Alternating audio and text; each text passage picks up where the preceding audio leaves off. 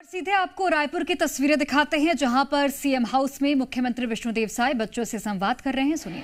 भारत माता की, छत्तीसगढ़ महतारी की, छत्तीसगढ़ महतारी की, सरस्वती माता की, सरस्वती माता की।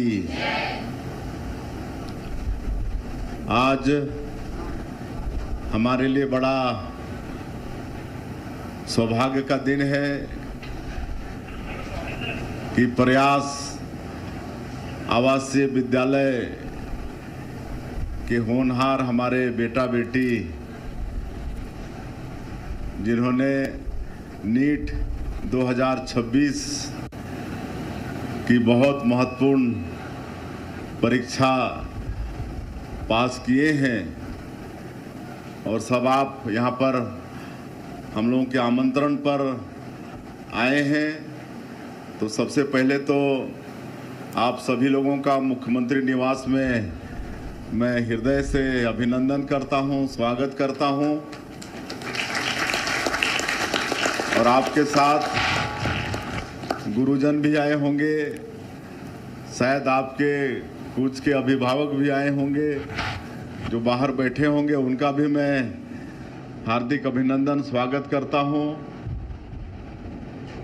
और जो आदरणीय अमित चिमनानी जी, आलोक ठाकुर जी जो इस कार्यक्रम को संचालित कर रहे हैं, उनका भी मैं अभिनंदन करता हूं। और मैं आप सभी लोगों को सबसे पहले नीट परीक्षा उत्तीर्ण करने के लिए बहुत बहुत बधाई देता हूं, बहुत बहुत शुभकामनाएं देता हूं। और आप लोगों के उज्जवल भविष्य की मैं कामना करता हूं। मुझे बड़ी इच्छा थी आप लोगों से मिलने की, और इसके पहले एकलव्य विद्यालय के हमारे बेटा बेटी जो नीट पास किए हैं उनको भी आमंत्रण देकर यहाँ पर बुलाए थे। उनसे भी इसी तरह इसी जगह पर इसी तरह बैठे थे और उनसे भी बात हुई, उनके अनुभव भी शेयर किए और उनके साथ भोजन करने का भी हमको सौभाग्य मिला। तो आज प्रयास कि आप सभी बेटा बेटियों से वो सौभाग्य मिल रहा है। अभी कुछ देरी आप लोगों से बातचीत भी करेंगे, आप लोगों के अनुभव भी आप लोग बताएंगे, फिर मिलके भोजन भी करेंगे। और आप लोग हमारे प्रदेश के भावी डॉक्टर हैं, और डॉक्टर कहने से मैं भगवान के बाद दूसरे नंबर पर किसी को जगह देता हूं तो डॉक्टर हैं।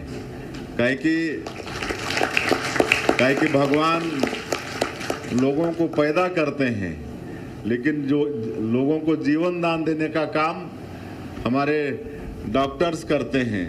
तो आप सभी लोग ऐसे डॉक्टर आगे बनने जा रहे हैं। आप लोगों के साथ शुभकामनाएं हैं। अच्छे से डॉक्टरी की पढ़ाई करिए, अच्छे डॉक्टर बनिए और डॉक्टरों की संवेदनशीलता, उनकी मिलनसारिता, उनका व्यवहार, यही मरीजों का बहुत कुछ बीमारी का समाधान कर देता है। तो ऐसा आप सब लोग आगे चल के एक संवेदनशील, एक मिलनसार और एक व्यवहारिक डॉक्टर के रूप में देश की, छत्तीसगढ़ की और समाज की सेवा करेंगे, ऐसा मुझे पूरा विश्वास है। आज हम लोग का ये छत्तीसगढ़ 25 साल का हो गया है। 25 साल का युवा ये छत्तीसगढ़ हो गया है। और आप सब लोग सुनते होंगे अपने माता पिता से, अपने दादा दादी, नाना नानी से कभी बैठते होंगे तो कि कैसे पहले शिक्षा की व्यवस्था थी छत्तीसगढ़ के अंदर में। और मैं अपनी अगर कहानी बताऊं तो हम जब प्राइमरी स्कूल में पढ़ते थे, मेरे गांव बगिया में प्राइमरी स्कूल था, लेकिन वहाँ पर 5वीं बोर्ड लिखने की व्यवस्था नहीं थी। अब आप सोच सकते हैं, हम 6-7 किलोमीटर दूसरे गांव में 5वीं की बोर्ड एग्ज़ाम देने के लिए गए थे और वहाँ 3 दिन तक रहकर 5वीं बोर्ड का एग्ज़ाम दिए थे। लेकिन आज ये तो बहुत पहले की बात है, करीब ये मतलब 70 के दशक की बात है। तो आज तो आप देख रहे हैं कि ये 2026 में जब हम लोग आए हैं तो बहुत शिक्षा के क्षेत्र में ही नहीं, सभी क्षेत्रों में विकास हुआ है। आजकल किताबें निःशुल्क में देते हैं, आपका गणवेश देते हैं, ये सब कुछ भी नहीं था। तो आज ये सब मैं इसलिए बता रहा हूँ कि एक अच्छा अवसर आप लोगों की पढ़ाई करने का उम्र है और अच्छा अवसर आप लोगों के पास पढ़ने का है। शासन के तरफ से तमाम व्यवस्थाएं हैं, छात्रवृत्ति है, स्कॉलरशिप है और तरह तरह के बच्चे प्रतियोगी परीक्षा में मतलब उनको सुविधा देने के लिए आज हम लोग नालंदा परिसर ये चला रहे हैं। पूरे प्रदेश के हर जिला हेडक्वार्टर में नालंदा परिसर का निर्माण कर रहे हैं ताकि वहाँ पर हमारे बच्चों को स्टडी मटेरियल मिले, प्रतियोगी परीक्षा में वो लोग बैठ पाएँ। आज हम लोग दिल्ली में ट्राइबल यूथ हॉस्टल जो 50 सीटर का था, अभी हम लोग सरकार में आए तो उसको सीधा बढ़ा के 200 सीट का कर दिए। हमारे छत्तीसगढ़ के बच्चे वहाँ भी रहकर कोचिंग करते हैं और बड़ा खुशी का विषय है कि इस साल जो यूपीएससी का प्रारंभिक परीक्षा है उसमें हमारे ट्राइबल यूथ हॉस्टल के 13 बच्चे उत्तीर्ण हुए हैं। पहली बार 13 बच्चे उत्तीर्ण हुए हैं। तो ये सब तेजी से विकास हुआ है। जब छत्तीसगढ़ राज्य बना तो यहाँ पर सिर्फ एक मेडिकल कॉलेज था, मेकाहारा, है ना। आज प्राइवेट और सरकारी मिला के 15 मेडिकल कॉलेज है। अभी हम लोग इस साल 5 मेडिकल कॉलेज फिर शुरू कर रहे हैं, उसकी मान्यता मिल गई है। उसमें आपका दंतेवाड़ा के पास गीदम है, हमारा जसपुर में कुनकुरी वहाँ पर है, आपका मनेंद्रगढ़ है, आपका कवर्धा है, आपका जांजगीर है।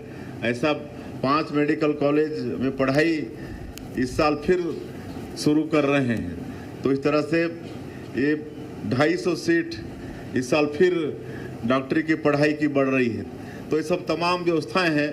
तो ये सब का लाभ आप लोगों को लेने की आवश्यकता है और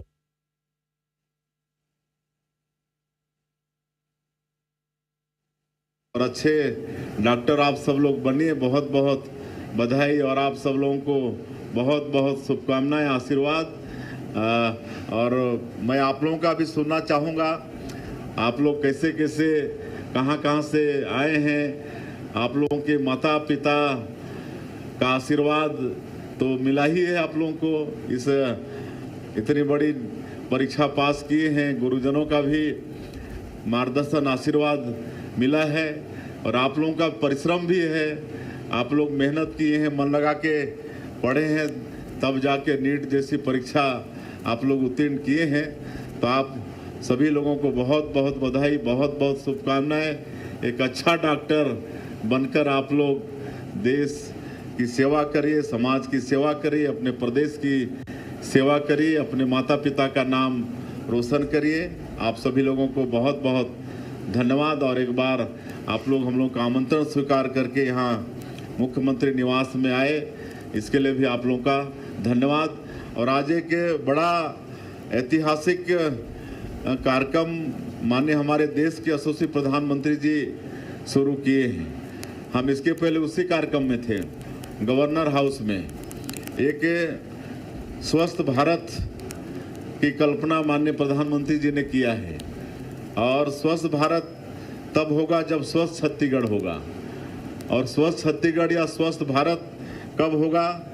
जब यहाँ के हमारे युवा संस्कारित होंगे, वो मेहनती होंगे और अच्छे से पढ़ेंगे लिखेंगे और नशाखोरी में नहीं आएंगे।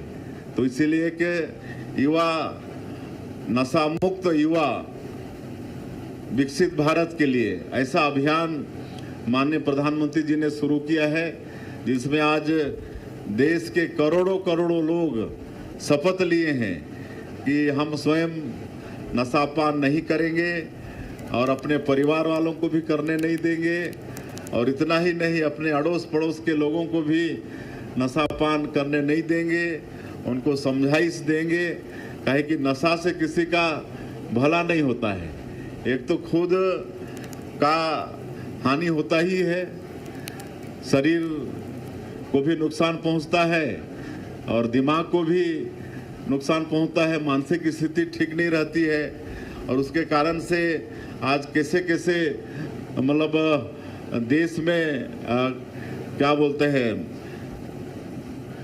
वो हो रहा है, अपराध हो रहा है। आप सबको मालूम है कि नशा के चलते युवा आज अपने बड़ों का आदर करना भूल जा रहे हैं, माता पिता का आदर करना भूल जा रहे हैं, अपने माँ बाप तक को भी मार दे रहे हैं। काहे कि नशा का लत लग जाने के बाद उनको पैसे चाहिए, और जब पैसे नहीं मिलते हैं तो माँ बाप से लड़ाई। आज बड़ा अच्छा, आप लोग जुड़े थे कि नहीं? उसमें नहीं जुड़े थे ना? तो उसमें एक अच्छा बड़ा एक मतलब नाटक का भी उसमें आज प्रदर्शन हुआ, जिसमें एक बालक जिसको नशा का लत लग जाता है, और वही बालक जब नशा का लत नहीं लगा रहता है तो अपने माता पिता का ठीक से आदर भी करता है। अपनी बहन को वो भी डॉक्टर बनाना चाहता था, लेकिन नशा का लत हो जाने से उसको पैसे की ज़रूरत पड़ती है तो माता पिता का भी अनादर करता है। तो इस तरह से वो पूरा एक नाटक भी था शिक्षा देने के लिए। तो इस तरह से परिवार बर्बाद होता है। तो ये आने वाले 2 साल तक चलेगा। और मई भारत एक जिसके माध्यम से करोड़ों करोड़ों वॉलंटियर्स बने हैं पूरे देश के अंदर में, और उनका काम होगा लगातार वो लोग 2 साल तक काम करेंगे युवाओं के बीच में, उनको नशा मुक्त करने के लिए। तो आप सब लोगों से भी हम चाहेंगे कि आप लोग डॉक्टर तो बनने ही जा रहे हैं, लेकिन अभी से ही अगल बगल कोई अगर नशा से युक्त कोई भाई बहन कोई बेटा बेटी है तो उनको समझाइश देकर इससे किसी का भला नहीं हुआ है, नशा मुक्त करने का प्रयास करेंगे। तो एक बहुत अच्छा ऐतिहासिक कदम माननीय प्रधानमंत्री जी का एक अभियान आज शुरू हुआ है, नशा मुक्त युवा विकसित भारत के लिए। ये अभियान अब 2 साल तक चलने वाला है। तो यही कार्यक्रम इसके पहले हुआ गवर्नर हाउस में, उसको अटेंड करके हम यहाँ पर आए हैं। मैं फिर से एक बार आप लोग आज सीएम हाउस में आए हैं, हम लोगों का आमंत्रण स्वीकार करके, उसके लिए धन्यवाद। और एक अच्छा डॉक्टर बनिए, आपका भविष्य उज्जवल हो, ऐसा आशीर्वाद देते हुए मैं अपनी बात समाप्त करता हूँ। अब आप लोग अपना अनुभव आप लोग बताएंगे। धन्यवाद। जो बच्चे जिन्होंने अपने सवाल दिए हैं उनके नाम लूँगा, वो अपने सवाल पूछेंगे। जगदलपुर से नेल्सा गवर्ना। गुड आफ्टरनून सर, मेरा नाम नेल्सा गवर्ना है। मैं प्रयास आवासीय विद्यालय जगदलपुर की छात्रा हूँ। माननीय मुख्यमंत्री जी, मेरा आपसे सवाल यह है कि 12वीं के बाद ग्रामीण क्षेत्र के छात्रों को उच्च शिक्षा प्राप्त करने के लिए कैसी मदद मिल सकती है और तेजी से मिल सकती है? देखिए, हमारी सरकार शिक्षा को आगे बढ़ाने के लिए और विशेषकर हमारे ग्रामीण क्षेत्र के बच्चों के लिए जिनके अभिभावक के पास संसाधन की कमी होती है, उसके लिए भी उनकी कमी को दूर करने के लिए पूरी तरह से वचनबद्ध है। एक तो ये प्रयास जैसी संस्था भी उसी का एक पार्ट है। आज पूरे प्रदेश में 17 प्रयास के विद्यालय चल रहे हैं, जिसमें सिलेक्टेड आप जैसे बच्चे होते हैं, सिलेक्टेड टीचर होते हैं और आवासीय सुविधा होती है, जिसमें सबके तरफ से रहने, भोजन, पानी, सबकी व्यवस्था होती है।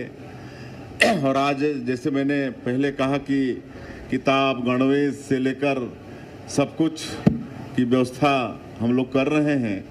और एक तो शिक्षा लोन की भी व्यवस्था है, स्कॉलरशिप की भी व्यवस्था है, और कई विभाग हैं जैसे श्रम विभाग वगैरह से अगर आपके परिवार का, आपके माता पिता श्रम में पंजीयन कराते हैं तो श्रम विभाग से विदेश तक अगर उनका बच्चा पढ़ने के लिए जाता है तो श्रम विभाग और प्रदेश की सरकार उसका पूरा खर्चा वहन करती है। तो ये सब व्यवस्था है। आज नालंदा परिसर जो हम लोग करीब 32-34 जगह खोल रहे हैं, कई जगह वहाँ पर आप लोगों को स्टडी मटेरियल ऑनलाइन ऑफलाइन मिलना शुरू हो गया है, कई जगह निर्माणाधीन है। रायपुर जैसे जगह में पहले से ही यहाँ पर चल रहा है। और जब हम मुख्यमंत्री के रूप में यहाँ आए 2500 बच्चे वहाँ पर अध्ययनरत मिले हमको। और जब उनसे बातचीत हुई तो उन्होंने कहा कि सर यहाँ पर हम लोग 2500 बच्चे एक साथ पढ़ सकते हैं, लेकिन 2500 बच्चे वेटिंग हैं। तो हमने तत्काल कहा कि इनके लिए भी फिर नालंदा परिसर का निर्माण किया जाए। और उसके बाद हमने कहा कि खाली रायपुर में क्यों, हर जो जिला हेडक्वार्टर है, हमारा बड़ा शहर है, वहाँ पर इसका निर्माण होना चाहिए। और आज करीब 34 जगह इसका निर्माण हो रहा है। और ये 24 घंटा, 7 दिन 24 घंटा खुला रहता है।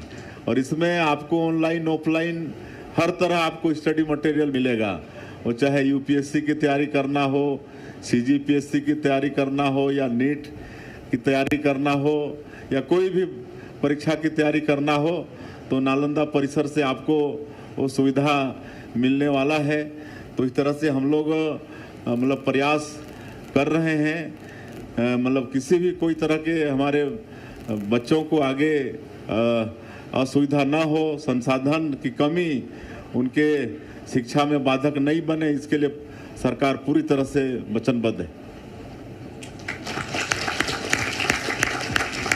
धन्यवाद माननीय मुख्यमंत्री जी। सरगुजा की यामिनी पैकरा जी आपसे एक सवाल करेंगी। Yamini Paikra. Good afternoon CM sir. मैं यामिनी पैकरा, मैं प्रयास आवासीय विद्यालय अंबिकापुर से हूँ। मेरा आपसे यह प्रश्न है कि हम छत्तीसगढ़ के सरकारी कॉलेजों की गुणवत्ता निजी संस्थानों के बराबर लाने के लिए आपके पास कोई ठोस रोड मैप है क्या? जी बिल्कुल है। अब हम लोग जो नई एजुकेशन पॉलिसी आई है और इसमें जो नई शिक्षा नीति है, ये खाली मतलब मार्कशीट देने के लिए नहीं है, डिग्री देने के लिए नहीं है, बल्कि इसमें संस्कार भी सिखाना है और इस शिक्षा को रोजगार उन्मुख भी बनाना है।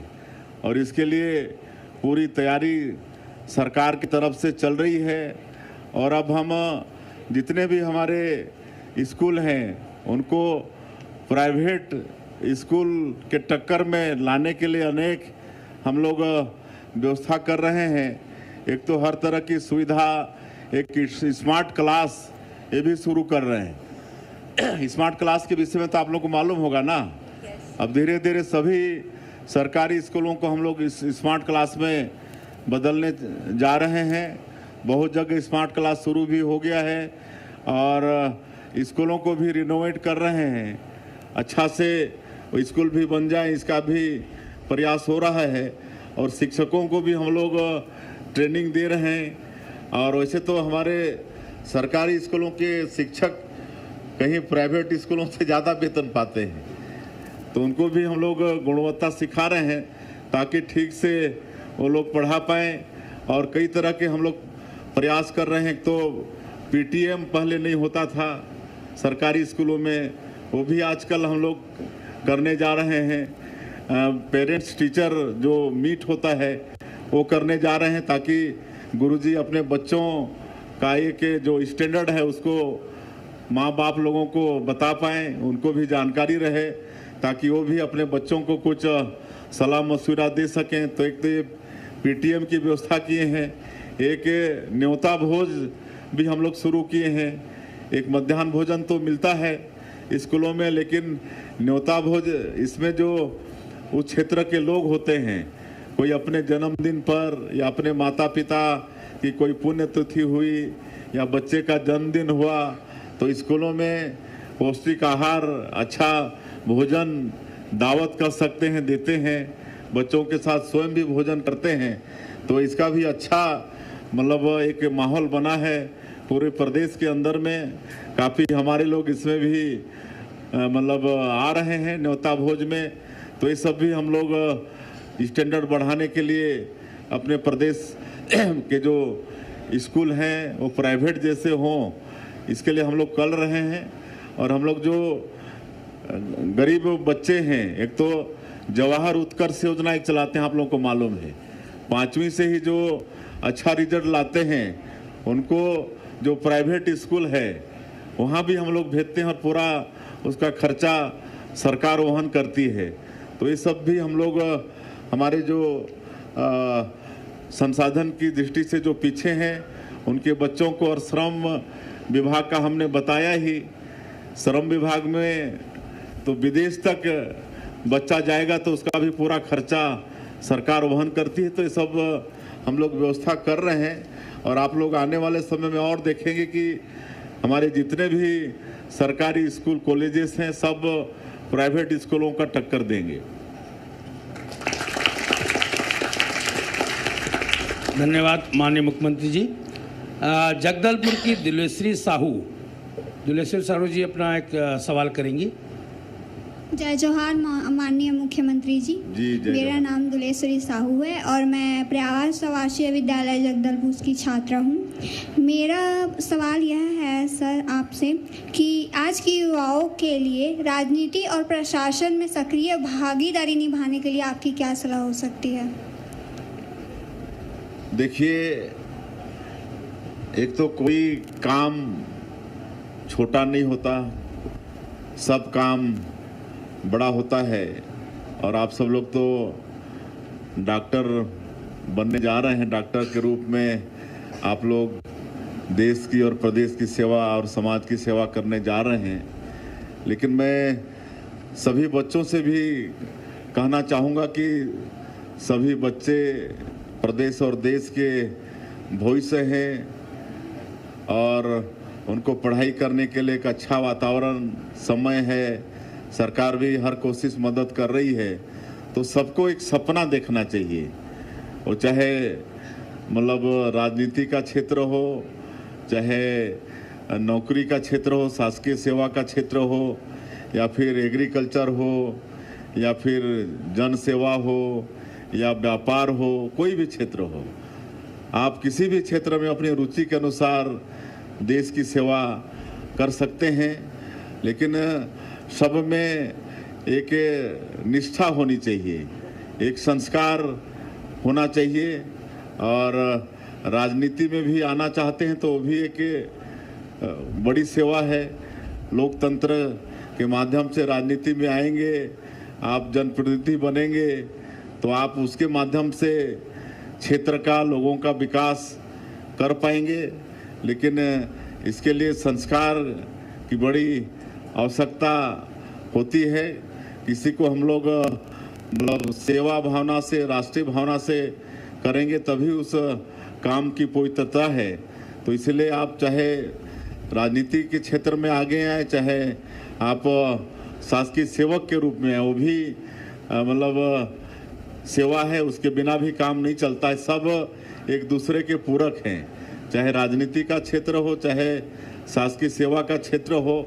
दोनों मिलके ही सरकारें चलती हैं, देश दुनिया चलता है, और समाज का, देश का, प्रदेश का हित होता है। तो आप तो खैर चिकित्सा का क्षेत्र चयन कर ही लिए हैं, लेकिन बाकी लोगों से भी मेरा आह्वान होगा, हमारे बेटा बेटियों से, कि वो किसी भी क्षेत्र में आए पूरी निष्ठा, ईमानदारी के साथ आएँ और राष्ट्र सेवा की भावना को अपने मन में रखें, तो निश्चित रूप से उससे देश का भला होगा।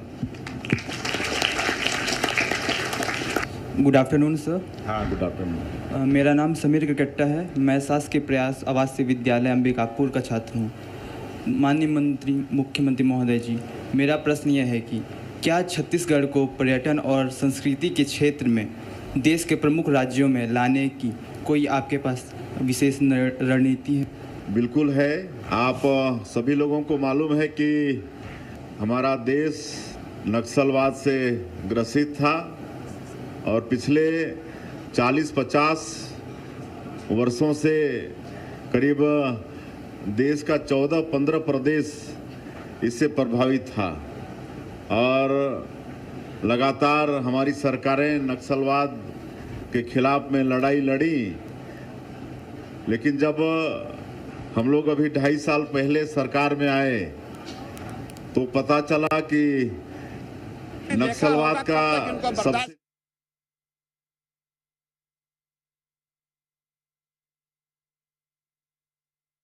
देखिए, तस्वीरें हम आपको दिखा रहे हैं किस तरह से छात्रों के साथ संवाद करते हुए मुख्यमंत्री नजर आ रहे हैं और ये सार्थक संवाद छात्रों के साथ किया जा रहा है और इसीलिए जो ये संवाद है बेहद महत्वपूर्ण, क्योंकि छात्रों की बात को भी मुख्यमंत्री यहाँ पर सुन रहे हैं और न केवल बात को सुन रहे हैं बल्कि जो भी शंका छात्रों के मन में है उसको लेकर उनके साथ जानकारी साझा कर रहे हैं। और ये 2 वे कम्युनिकेशन हर प्रदेश के लिए बेहद महत्वपूर्ण हो जाता है, क्योंकि जब तक संवाद नहीं होगा, जब तक वार्तालाप का दौर नहीं होगा, तब तक प्रदेश के विकास में तेज गति किस तरह से संभव हो पाएगी, वो भी छात्रों को लेकर, जो युवा को लेकर है, उनके साथ किस तरह से कम्युनिकेट करके आगे राज्य को बढ़ाया जा सकता है, वो संभव नहीं हो पाएगा। और इसी को पूर्ण रूप से संभव करने के लिए मुख्यमंत्री विष्णुदेव साय लगातार बने हुए हैं। तस्वीरों में आप खुद भी देख पा रहे हैं किस तरह से नीट के सफल छात्रों से मुख्यमंत्री संवाद कर रहे हैं।